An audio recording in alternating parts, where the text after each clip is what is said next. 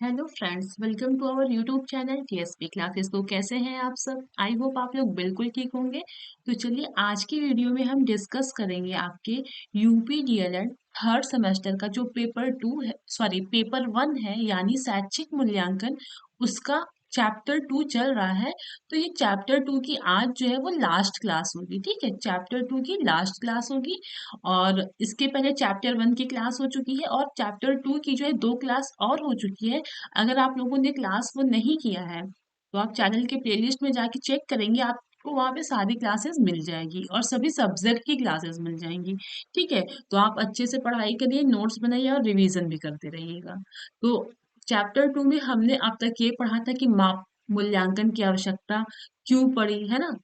बच्चों के लिए मूल्यांकन क्यों जरूरी है, अभिभावक के लिए और टीचर्स के लिए, प्लस आपके समाज के लिए। तो ये चीजें हम लोगों ने बहुत डिटेल में डिस्कस किया था।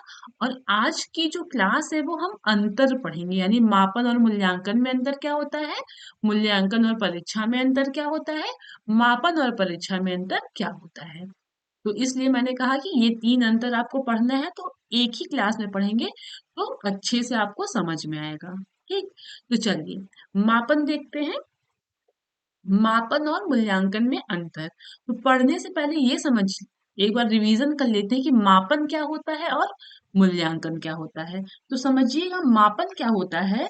मापन जो मापन क्या होता है कि किसी वस्तु, ठीक, किसी वस्तु का क्या होता है, जो किसी वस्तु की उपलब्धि का संख्यात्मक मान होता है। यानी ये मापन होता है जो वो किसी वस्तु की उपलब्धि का संख्यात्मक मान होता है। ठीक, या तो यह कह सकते हैं कि मापन वह प्रक्रिया है जिसके द्वारा क्या करते हैं, जो विभिन्न योग्यताओं को, ठीक, या फिर गुणों, ठीक, क्वांटिटी यानी मात्रा, ठीक, क्वांटिटी यानी मात्रा के रूप में बताया जाता है, वो आपका मापन कहलाता है। फिर से एक बार समझिएगा कि आपका जो मापन ऐसी प्रक्रिया है जिसके द्वारा क्या होता है, विभिन्न योग्यताओं तथा गुणों को किसमें जो है बताया जाता है, क्वांटिटी यानी मात्रा में बताया जाता है। आई बात समझ में? क्वांटिटी या मात्रा के रूप में बताया जाता है, वही आपका मापन होता है। मापन क्या होता है, एक परिमाणीकरण की प्रक्रिया है, यानी क्वांटिटेटिव है। ठीक है, सिर्फ मापन आपका क्वांटिटी बताता है, ठीक, क्वालिटी नहीं बताता है। और आपका जो मूल्यांकन होता है वो क्या होता है आपका, इसको समझिएगा। मूल्यांकन आपका, समझिएगा, मूल्यांकन क्या होता है कि अगर मान लीजिए किसी वस्तु का, ठीक, या किसी व्यक्ति का मूल्य को आंकने के लिए यह एक प्रक्रिया है, ठीक, जिसके द्वारा क्या होता है कि आप उसकी उपयोगिता या मूल्य को आप निर्धारण कर सकते हैं। आए बात समझ में? या तो फिर से समझिएगा, मूल्यांकन यानी मूल्य का अंकन करना, ठीक, किसी वस्तु का या किसी व्यक्ति की जो भी वैल्यू है उनका अंकन करना ही आपका मूल्यांकन कहलाता है। ठीक, एक मिनट। अभी हमने ये पढ़ा कि जो मापन होता है वो कैसा होता है, क्वांटिटेटिव होता है। ठीक, लेकिन आपका जो मूल्यांकन होता है, मापन तो क्वांटिटेटिव हो गया, लेकिन जो मूल्यांकन होता है वो आपका क्वांटिटेटिव तो होता ही है। ठीक, थोड़ा स्पेलिंग देखिएगा, यहाँ क्यू यू ए है। ठीक, क्वांटिटेटिव तो होता ही है, प्लस आपका क्या होता है, क्वालिटी भी बताता है ना। ठीक,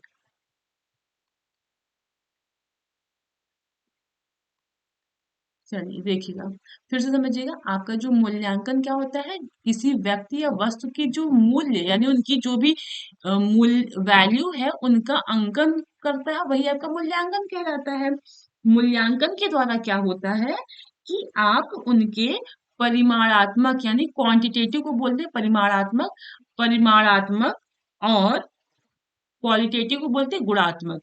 यानी मूल्यांकन के द्वारा क्या कर सकते हैं आप, किसी व्यक्ति का या वस्तु का परिमाणात्मक और गुणात्मक दोनों सूचनाएं आप प्राप्त कर सकते हैं। लेकिन मापन के द्वारा आप क्या करेंगे, सिर्फ और सिर्फ आप परिमाणात्मक यानी सिर्फ क्वांटिटेटिव सूचनाएं ही प्राप्त कर सकते हैं।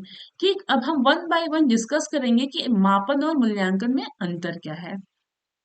तो देखिए, जो मापन होता है ना, एक संकुचित क्षेत्र है, यानी मापन का क्षेत्र जो होता है वो बहुत सिकुड़ा हुआ, संकुचित मतलब होता है सिकुड़ा हुआ। कहने का मतलब ये है कि बहुत कम होता है। मापन जो होता है उसका जो एरिया होता है, यानी यह बहुत कम होता है। और जो मूल्यांकन का क्षेत्र है वो बहुत व्यापक है, यानी बहुत फैला हुआ है। अब इसका क्या मतलब है?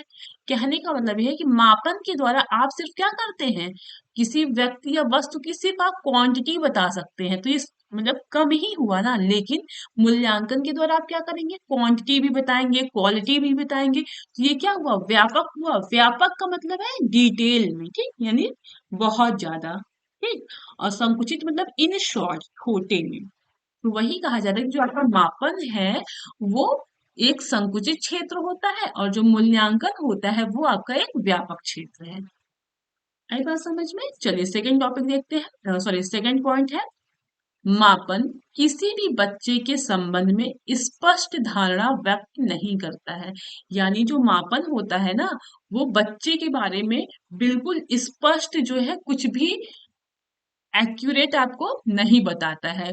और वहीं अगर हम मूल्यांकन की बात करेंगे, तो जो आपका मूल्यांकन होता है ना, उसके द्वारा बच्चे के संबंध में आप स्पष्ट धारणा धारणा बना सकते हैं। कहने का मतलब ये है कि मूल्यांकन के द्वारा हम बच्चे के बारे में बिल्कुल स्पष्ट चीजें बता सकते हैं। कैसे बताएंगे?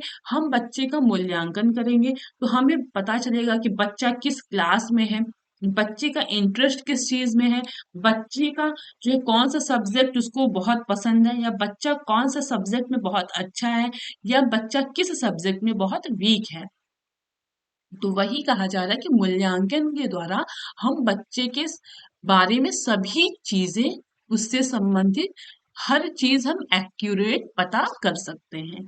ये आपका मूल्यांकन में है। मापन में जो है हम बच्चों के बारे में एक्यूरेट चीजें कुछ भी बता नहीं सकते हैं। ठीक, चलिए आगे देखते हैं।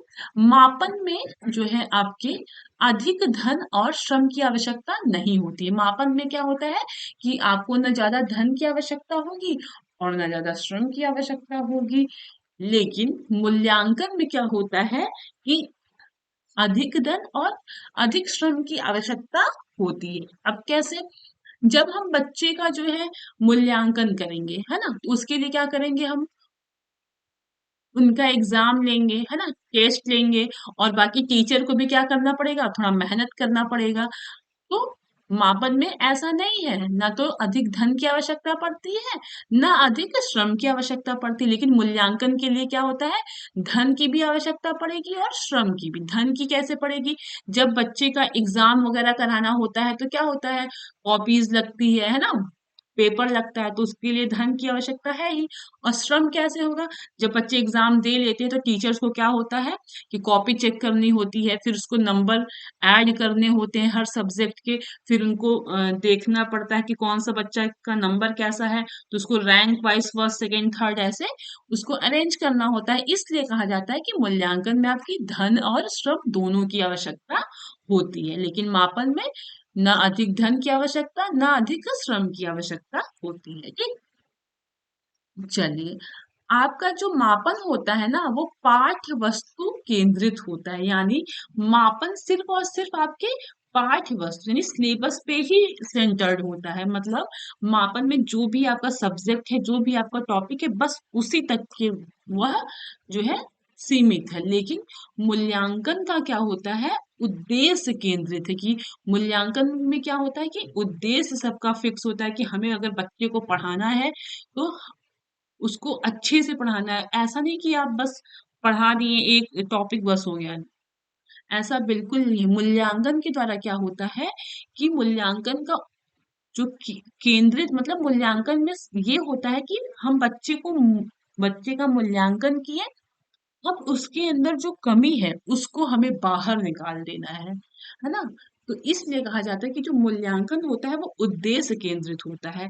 कि उद्देश्य होता है कि हमको बच्चे को बहुत अच्छा करना है इन फ्यूचर, इसीलिए तो बच्चे का हमेशा मूल्यांकन किया जाता है, या हर एक चीजों का मूल्यांकन किया जाता है। मूल्यांकन क्यों किया जाता है? चीजों को और बेहतर बनाने के लिए, है ना। चलिए आगे देखते हैं। मापन शिक्षा का एक अभिन्न नहीं भी हो सकता है, यानी मापन क्या, शिक्षा का मतलब मेन पार्ट नहीं हो सकता है, क्योंकि मापन जो है आपका एक, मापन भौतिक राशि को भी जो मापते हैं वो भी होता है ना, भौतिक राशि को जो मापते हैं वो भी मापन ही होता है। जैसे दिन में कितना बजा है या कितना किलो है, चीजें ये सब क्या है, मापन है। इसलिए कहते हैं कि मापन जो होता है वो शिक्षा का अंग हो भी सकता है और नहीं भी हो सकता है, लेकिन मूल्यांकन जो होता है ना वो शिक्षा का एक अभिन्न अंग है, बिल्कुल है, ठीक।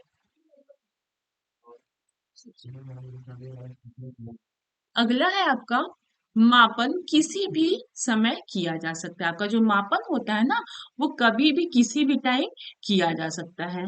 और जो आपका मूल्यांकन होता है वो मापन के बाद ही किया जा सकता है, यानी मूल्यांकन का जो प्रोसेस है वो पहले मापन किया जाएगा फिर आपका मूल्यांकन किया जाएगा, यानी मापन के बाद आपका मूल्यांकन किया जा सकता है। अब जो बच्चे class first sorry paper one का जो चैप्टर वन है, अगर आप वो क्लास कर लेंगे ना तो आपको मापन मूल्यांकन समझ में आ जाएगा। अब जो बच्चा यहाँ पे नया है उसको मापन मूल्यांकन में ही थोड़ा दिक्कत होगा। इस वजह से आप पहले चैप्टर वन कंप्लीट कर लीजिए, फिर आपको यहाँ पे चीजें समझ में आ जाएंगी, ठीक।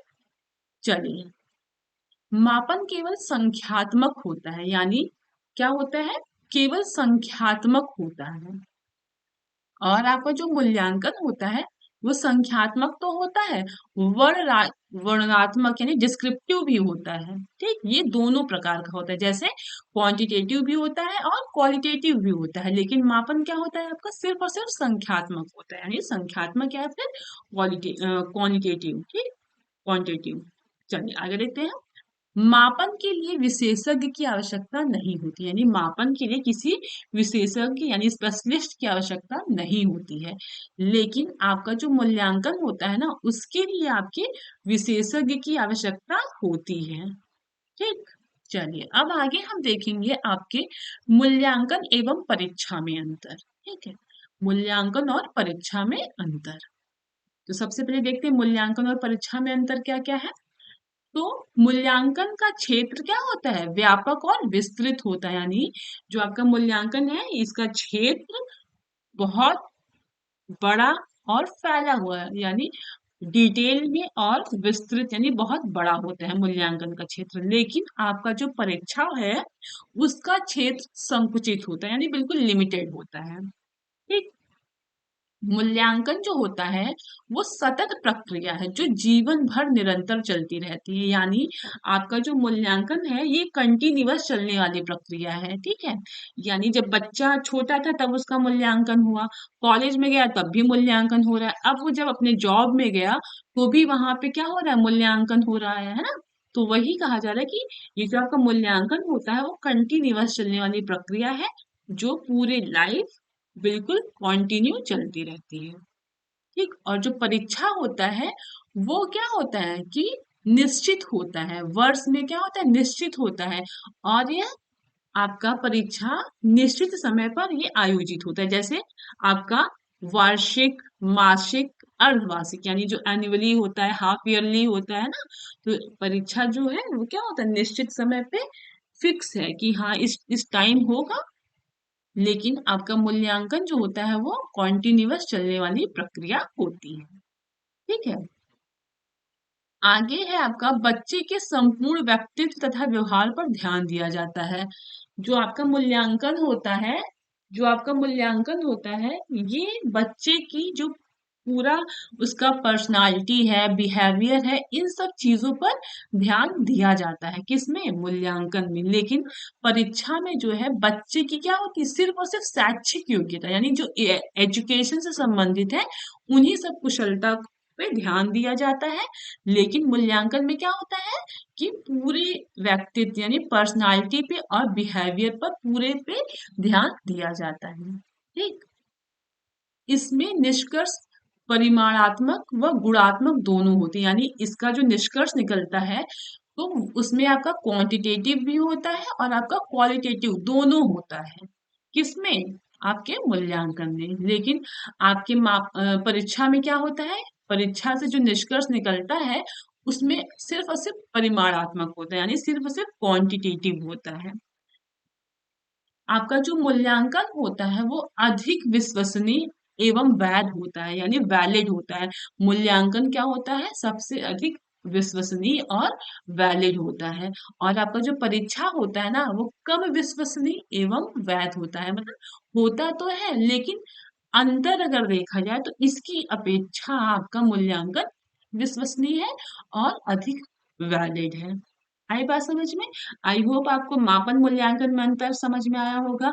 मूल्यांकन और परीक्षण में संबंध, सॉरी, अंतर पता चला होगा। अब हम लास्ट टॉपिक पढ़ रहे हैं, परीक्षण तथा मापन में अंतर। ठीक है, देखते हैं। परीक्षण का क्षेत्र संकुचित होता है। अभी जो हमने यहाँ पे पढ़ाना चीजें सेम वही चीजें हैं। ठीक है, परीक्षण का क्षेत्र क्या होता है? संकुचित होता है। और मापन का जो क्षेत्र होता है, अगर आप मापन और मूल्यांकन में अंतर करेंगे तो मूल्यांकन का क्षेत्र व्यापक था और मापन का क्षेत्र संकुचित था। लेकिन अगर आप परीक्षण और मापन में अंतर करेंगे तो परीक्षण का क्षेत्र क्या है? संकुचित होता है। ठीक है, लेकिन जो मापन है ना वो परीक्षण की तुलना में जो है आपका, इसका क्षेत्र व्यापक होता है। ठीक, हम ये देखेंगे कि किसकी किससे तुलना या किसका किसका अंतर पूछा है, उसकी उसके अकॉर्डिंग हम आंसर देंगे। ठीक, चलिए, परीक्षण के द्वारा व्यक्ति के विषय में ज्ञान प्राप्त होता है।